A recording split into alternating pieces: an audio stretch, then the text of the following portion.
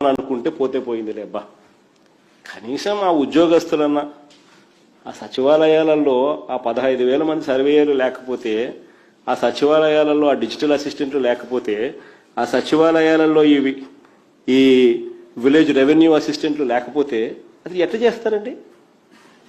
ఎట్టవుతుందండి? కనీసం వాళ్ళకు కూడా ఏ రోజు థ్యాంక్ యూ చెప్పాల. థ్యాంక్ యూ చెప్పకపోగా వాళ్ళ మీద హెరాస్మెంట్. సచివాలయ ఉద్యోగులు దాదాపుగా 50-60 మంది చచ్చిపోయినారు, ఆత్మహత్యలు చేసుకున్నారు. కనీసం సానుభూతి లేదు వాళ్ళ మీద. సర్వేయర్లనైతే సస్పెన్షను, హెరాస్మెంటు. ఒక థ్యాంక్ యూ చెప్పాల్సిన చోట, ఒక థ్యాంక్ యూ చెప్పి చిక్కటి చిరునవ్వుతో వాళ్ళతో పనులు చేయించుకోవాల్సిన చోట చిక్కటి చిరునవ్వు లేదు, థ్యాంక్ యూ లేదు, హెరాస్మెంటు, ఆత్మహత్యలు. ఇవి ఈరోజు ఎంప్లాయీస్ పరిస్థితి.